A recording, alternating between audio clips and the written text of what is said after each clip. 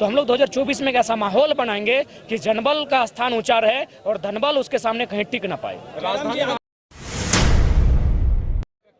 बिल्कुल, राजधानी महत्वपूर्ण है। राजधानी एक ऐसा प्लेस है जहां आपको ताकत दिखाएंगे तभी आपकी राज्य में महत्व और इम्पोर्टेंस बढ़ेगा। तरह से राजनीतिक दलों का जो एक तरह से आर्थिक जो रहा है लंबा नहीं, बहुत लंबा, बहुत चैलेंजिंग, क्योंकि हम लोग जिससे टकराएंगे वो आसान बात नहीं है, किसी भी प्रकार से आसान नहीं है। हम लोग नया दल है, नए नौजवान हैं, हमारे पास नए आइडियाज हैं, लोग हमारे पास है, मानते हैं, एक बहुत बड़ी आवाम हमारे पास है, लेकिन जब उसको वोट में तब्दील करेंगे तो बहुत चुनौतियां आएंगी। और हमारी जो आज की राजनीतिक परिवेश क्या है ना, धनबल का बहुत ज़्यादा प्रयोग किया जाता है। जब धनबल का प्रयोग होता है तो जनबल कहीं ना कहीं हार जाती है। तो हम लोग 2024 में एक ऐसा माहौल बनाएंगे कि जनबल का स्थान ऊंचा रहे और धनबल उसके सामने कहीं टिक ना पाए। बिल्कुल, राजधानी महत्वपूर्ण है। राजधानी एक ऐसा प्लेस है जहां आपको ताकत दिखाएंगे तभी आपकी राज्य में महत्व और इम्पोर्टेंस बढ़ेगा। धनबाद बोकारो में बहुत हुआ, अब राजधानी को जो हमारा केंद्र बिंदु है वहां ताकत दिखाने की बात थी, और आज मुझे लगता है ताकत पूरे राज्य ने देख लिया कि ये नन्हा सा बालक कर क्या सकता है। क्या इसका जवाब तो नहीं है बीजेपी के एजेंट है और या जेएमएम के एजेंट है? उसका भी आरोपी क्या बोले? आज प्रधानमंत्री नरेंद्र मोदी का जन्मदिन। पहला बात तो उनसे हमारी वैचारिक लड़ाई है, व्यक्तिगत नहीं आता। देश के प्रधानमंत्री को, श्री नरेंद्र मोदी जी को जन्म दिवस की हार्दिक शुभकामनाएं, और साथ ही एक संदेश चाहेंगे कि गांधी के देश में, संवैधानिक देश में गांधी की हत्या ना की जाए। उन्होंने कहा था resources are made for our need, not for our greed. आज देखिए गोंदलपुरा में एनटीपीसी का मतलब इस प्रकार से मैंने कब्जा करने का प्रयास किया जा रहा है, गाँव को हटाने का प्रयास किया जा रहा है, और बाकायदा सेक्रेटरी फोन कर रहे हैं कि ये सेंटर से प्रोफेसर है। तो सेंटर में मोदी जी बैठे हैं, तो उन्हें संज्ञान में लेना चाहिए। गांधी का देश तभी होगा जब जो हमारे पास संसाधन है उसका समान बंटवारा होगा। संवैधानिक देश तभी माना जाएगा जब आर्थिक, सामाजिक, राजनीतिक समानता की बात होगी, ना कि आप अडानी की बात करेंगे, ना ही पूंजीपतियों की बात करेंगे। तो कहीं ना कहीं मोदी जी के सरकारी काल में ये तो दिखा है कि पूंजीपतियों को आश्रय मिला है, पूंजीपतियों का लोन माफी हुआ है, बाकायदा रामदेव बाबा से लेके जितने भगोड़ा हैं, लेकिन एक आम व्यक्ति, एक आम किसान कहीं ना कहीं आत्महत्या के कगार पर पहुंचा है। तो देश के प्रधानमंत्री को शुभकामनाएं, और चाहेंगे गांधी का देश, गांधी की विचारधारा को जिंदा रखा जाए, संविधान का देश, संविधान की मान मर्यादा रखी जाए। सबसे पहला बात, हम दो राज्यों में आइडेंटिटी को नहीं स्वीकार करेंगे। हम लोग अपने नीति सिद्धांत के साथ रहेंगे। दो राज्यों में आपकी आइडेंटिटी है, दैट मीन्स आप गलत है। तो हम लोग बिल्कुल भी, अगर दो राज्यों में आइडेंटिटी है तो उनसे हम यही अपील करेंगे कि जिस प्रकार हमारे लोग तमिलनाडु में, जिस प्रकार हमारे लोग केरल में रहते हैं, खाते हैं, कमाते हैं, आश्रय पाते हैं, उसी प्रकार आप भी आचरण कीजिए, आप भी व्यवहार कीजिए। किसी के अधिकार को डबल आइडेंटिटी के साथ नष्ट ना कीजिए। ये भारत है, यहाँ नागरिकता एक होता है लेकिन डोमिसाइल आपका राज्य के अनुसार होता है। ये अमेरिका नहीं है कि राज्य आपको एक नागरिकता देगा और देश एक नागरिकता देगा। ये भारत है, नागरिकता हमारी एक ही है, लेकिन स्थानीयता हमारी राज्य के आधार पर तय होती है, और एक व्यक्ति एक राज्य की स्थानीयता को ही तय कर सकता है। अपना जो अधिकार है, उस राज्य का प्रावधान है, एक ही राज्य में तय कर सकता है। तो उन लोगों से मेरा विनम्र निवेदन होगा कि भाईचारा का संदेश दें और किसी के हिस्से को छीनने का कार्य ना करें।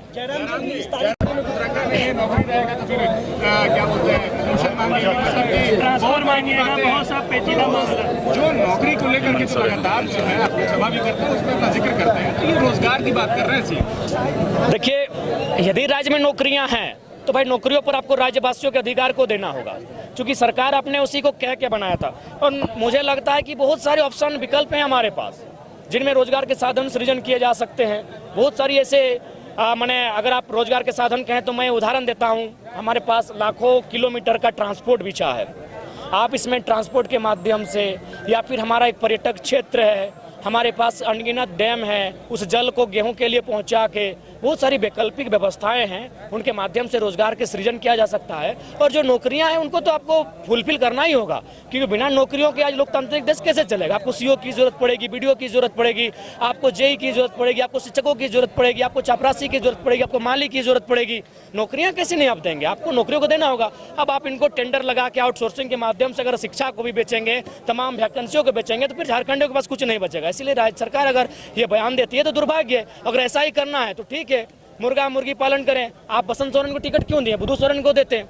आज ये तो गनीमत है कि आपके परिवार में 4 लोग फिटफाट है, इसलिए 3 को विधायक, 1 सांसद है। 18 लोग फिटफाट होते तो मुझे लगता है संथाल परगना की 18 सीटें आपकी होती। तो ये ड्रामा मुख्यमंत्री ना करे, एक ऐसे राज्य का निर्माण करे, क्योंकि लोगों ने उम्मीद के साथ, मूलवासी आदिवासियों ने बहुत उम्मीद के साथ उनको लाया है, उनकी उम्मीदों पर खरा उतरा।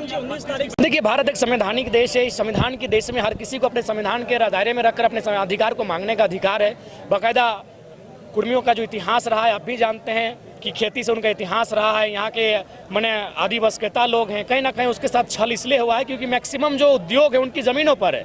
तो इसलिए मेरे सभी भाइयों को भी ये सोचने की आवश्यकता है कि उनकी लड़ाई एक ऐसी लड़ाई है जो पीड़ित है। आपको मजाक लगेगा, कुड़माली जो भाषा है हाल फिलहाल 2011 की जनगणना में मात्र 43 दिखाया गया था। सोचिए जिसकी आबादी पूरे आसपास के 3 राज्यों में 2 करोड़ 2.5 करोड़ है, उनकी भाषा को 43। तो ये कहीं ना कहीं राजनीतिक षड्यंत्र है उनको मिटाने का, उनको नष्ट करने का। तो हम तो बार बार कहते हैं, बाकायदा हमको जब पूरा बात रखने का मौका दीजिएगा तो जो अभी विवाद चलता है उस पर भी हमारे पास विकल्प है। जब हमने कहा कि EWS जिसको कोई जानता नहीं था उसको लोगों ने धरातल पर लाया, तो आप केंद्र की सूची में जो है रहने दीजिए, राज्य को अगर समस्या होता है बाकायदा तो हम ये भी तर्क देते हैं कि आज पहाड़िया जनजाति, बिरोहरी जनजाति, बिरोजिया जनजाति ये बाकी जनजातियों के साथ मुकाबला नहीं कर पाएंगे, तो उनके लिए भी एक स्पेशल ट्राइब्स में आप रखें। तो ठीक उसी प्रकार किसी भी प्रकार आपसी मतभेद ना हो, ये मांग उनकी आज सदियों से चली आ रही है। तो ये संवैधानिक मांग है और भारत का संविधान, राष्ट्रपति को अधिकार है, संसद को अधिकार है किसी को सूची में डालना हटाना। लोकुर कमेटी बनी 1965 में। तो ये भारत एक स्वतंत्र देश है, लोकतंत्र देश है, लोकतंत्र में लोगों की मांगने को उनका अधिकार है। आज एक बात बताइए, आज तो मोटा मोटी वो समुदाय सूचीबद्ध नहीं है, आज तो सूचीबद्ध नहीं है, अभी कब होगा नहीं होगा ये अलग विषय है, लेकिन आज आदिवासियों के साथ किसने अन्याय किया है? देखिए रांची की स्थिति देखिए, जहाँ जहाँ उनका आशियाना है, जहाँ जहाँ उनका ठिकाना है, तो ये केवल एक भ्रम फैलाया जा रहा है। हम तो कहते हैं अगर ऐसा बात होता है तो राज्य सूची एक बनाई जाए जिसमें एक फार्मिंग ट्राइब तय किया जाए, एक प्रिमिटिव ट्राइब तय किया जाए, केंद्र सूची एक रहे। आखिर बाकी राज्यों में कहीं अदर बैकवर्ड कास्ट 1, 2 है, MBC है, OBC है, BC1 है, BC2 है, लेकिन केंद्र सूची में एक है। EWS कोई नहीं जानता था, 2016 में अचानक आके टपका। क्यों? समय की मांग थी। तो विवाद ना हो, बैठकर समस्या का समाधान हो, लेकिन किसी का अधिकार कोई ना छीने। और मैं बाकायदा ये बात आपको बताना चाहूँगा, यहाँ अगर शोषण होता है तो एक आम, जैसे आप सोचते हैं दलित उत्पीड़न, तो एक आम दलित का उत्पीड़न होता है, आदिवासी उत्पीड़न तो आम आदिवासी का उत्पीड़न होता है। लेकिन कुड़मी एक ऐसा समुदाय है, मुझे लगता है नफरत की नहीं, वो साजिशों का शिकार हुआ है। आज 2 नेता कोरोना में जूझे, दोनों कुड़मी। It's a conspiracy. आज जगन्नाथ महतो दुनिया में नहीं है, श्रद्धांजलि। दूसरा नेता भी कुड़मी का बेटा है, इंद्रजीत महतो। पहले हम प्रार्थना करते हैं सभी धर्म, सभी समुदाय, सभी आस्था को कि वो इंसान स्वस्थ हो, तो वो साजिशों से जूझ रहा है वो समुदाय। मीडिया बंधु कभी दिखाइए, सुनील दा की हत्या हुई, लेकिन जो दूसरा शख्स मारा गया तो उनके सामने प्रभाकर महतो था। क्यों मारा गया? महतो था इसलिए मारा गया। नहीं, सही बात है। भारतीय लोकतंत्र में कोई विधानसभा लोकसभा का चुनाव कोई कहीं से लड़ सकता है, तो झारखंड के लोग आज तक कभी बिहार, यूपी, बंगाल से नहीं लड़े हैं। तो ये थोपा हुआ लीडर क्यों? कि हमारे पास लीडरशिप की कमी है? ये जनादेश मिला था ना, आप ये मानते हैं कि नहीं मानते? नहीं, ठीक है, जनादेश इसलिए मिला था कि हमको कमजोर करके रखा गया। इट्स अ प्लानिंग है।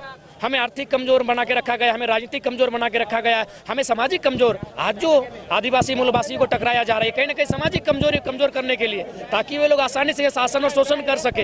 तो इसलिए ठीक है जनादेश है, लेकिन इसलिए जनादेश है क्योंकि मरता का कुछ नहीं होता है, वो किसी के भी शरण में चला जाता है। तो वही हाल हमारा है। इन्होंने हमें कहीं ना कहीं पंगु बनाकर रखा है। 70 सालों में हमारा दोहन हुआ है। आज देखिए इतना बड़ा जमीन अधिग्रहण हमारा होता है, यूपी, बिहार, बंगाल, MP वालों को यहाँ बसाया जाता है, बड़े बड़े उद्योगपतियों को हमारे जमीनों का अलॉटमेंट किया जाता है। तो ये अन्यायकारी दमनकारी नीतियां हैं जिसका हम लोग विरोध करते हैं, और इसी के साथ 2024 में हम लोग एक बदलाव की शंखनाद करते हैं जो राज्य के लिए एक बेहतर लेके आए। जयराम जी, लोग राजनीति में आएंगे तो दिक्कत होगा, राजनीतिक लोग सामाजिक में जाएंगे तो भी। इसीलिए समाज का एक अलग दायरा होता है, राजनीतिक अलग दायरा होता है। हम लोग राज्य को प्रतिनिधित्व कर रहे हैं, बाकी आंदोलन का हम लोग नीतिक समर्थन करते हैं, लेकिन हम लोग राज्य को प्रतिनिधित्व कर रहे हैं और राज्य के मुद्दों के साथ कर रहे हैं, और हम लोग एक राजनीतिक व्यक्ति के तौर पर अपना जो कार्य कर रहे हैं। इसलिए समाज का आंदोलन है, सामाजिक लोग। लेकिन आप जो है चूंकि संवैधानिक तौर पर आप देखेंगे, चाहे कॉन्स्टिट्यूशन लेवल पे देखेंगे या हाईकोर्ट की तरफ से जो भी न्यायालय का जो भी आता है, मतलब कि 32 के आधार पर नियोजन नीति नहीं बनाया जा सकता है, जिसका जिक्र जो है सदन में हो चुका है। तो क्या 32 के आड़ में जो है वर्तमान की सरकार वो भी राजनीति कर रहे हैं, और 32 के आड़ में अभी मतलब बीच का कोई रास्ता आप क्यों नहीं बताते? मतलब जो जनता पिस रही है ना, झारखंड की जो जनता है। देखिए हमने स्पष्ट कहा है कि राज्य सरकार बुलावे तो सही, हम लोग कब बोले कि नहीं बैठेंगे। हमारी आपसे वैचारिक लड़ाई है, शारीरिक लड़ाई नहीं है। आप बोलिए, नौजवान बैठेंगे, मीडिया के सामने बैठेंगे, चर्चा करेंगे। अच्छा जयराम जी, अब देखिए मैंने पहले कहा है हम लोग पूरे राज्य को प्रतिनिधित्व कर रहे हैं, और मुझे लगता है मेरे समाज में हमारे जन्म से पहले से ऐसे आंदोलनकारी हैं जो हमसे बेहतर हैं। अगर आपको मौका मिला तो जाएंगे आंदोलन में? देखिए हमसे, देखिए सामाजिक और राजनीतिक दोनों अलग विषय है। हम अगर उतरेंगे तो फिर आप ही लोग मीडिया कर्मी इस 1932 के आंदोलन को दो फाड़ कर देंगे। हम अगर डायरेक्टली फेस करेंगे तो आप लोग फिर आपस में हम लोग को लड़वा देंगे। जो इसीलिए सामाजिक जो हमारी व्यवस्था है वो हमसे काफ़ी मजबूत है, वो बेहतर तरीके से अपना टैकल करेगी। जयराम जी, एक वो कैसे वो आपको समर्थन करेंगे? जैसे हमारे लोग कुड़माली बोलने वाले, संथाली बोलने वाले, खोरठा नागपुरी बोलने वाले जब महाराष्ट्र जाते हैं, बात तो जैसे हमारे लोग महाराष्ट्र में जाके मराठियों से जुड़ते हैं, तमिलनाडु में जाके तमिलियों से जुड़ते हैं, जुड़ेंगे हमारे साथ। आपके पास क्या है इसका कोई रूपरेखा होगा ना, कैसे कन्विंस करेंगे आप? कन्वेंस करेंगे, उसके लिए हमारी रूपरेखा है, लेकिन पहले ही हम लोग स्पष्ट कह दिए डबल जो आइडेंटिटी है वो हमें स्वीकार नहीं होंगे। जयराम जी सत्ता पक्ष कैसे नहीं, लोकसभा का चुनाव बीजेपी के खिलाफ ही होगा। 14 में 12 सीटें बीजेपी के पास है, एनडीए गठबंधन के पास है।